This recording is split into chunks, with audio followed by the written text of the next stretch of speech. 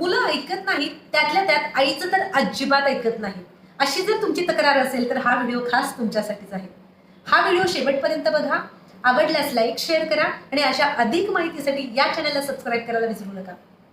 आता याचं कारण समजून घेण्यासाठी आपल्याला घरातली थोडीशी परिस्थिती समजून घेतली पाहिजे. अनेक कुटुंबांमध्ये वडील मेहनतीने काम करत असतात, घरासाठी धडपड करत असतात, पण या धावपळीत संपूर्ण जबाबदारी आईवरती येते. मग ते घर सांभाळणं असेल, स्वयंपाक करणं, शिस्त लावणं, अभ्यास घेणं, सगळं काही ती एकटी करत असते. ती दिवसभर मुलांसोबत असते आणि दिवसभर मुलांसोबत असल्यामुळे शिस्त लावण्यासाठी हे कर, ते करू नकोस, थांब, हे शब्द तिच्या तोंडून जास्त वेळा वापरले जातात.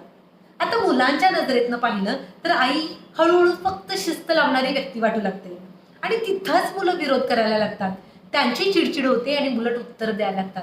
हे सगळं मुद्दाम घडत नसतं, हे नकळत होत असतं. त्यात आणखी एक गोष्ट महत्वाची असते, ती म्हणजे मुलं ऐकून कमी आणि पाहून जास्त शिकतात. आई वडील एकमेकांशी कसं बोलतायत, कसा आदर दाखवतात, हे मुलं सतत पाहत असतात.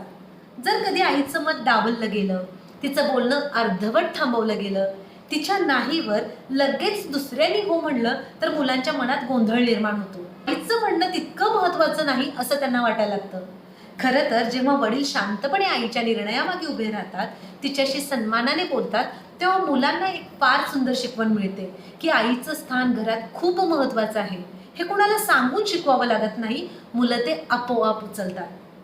पालकत्व म्हणजे एक टीम असते. आईला नाही म्हटलं तर वडिलांनीही तो निर्णय सन्मानाने सांभाळणं आणि नंतर गरज असल्यास दोघांनी मिळून चर्चा करणं हा त्याच्यावरचा सर्वात उत्तम उपाय आहे.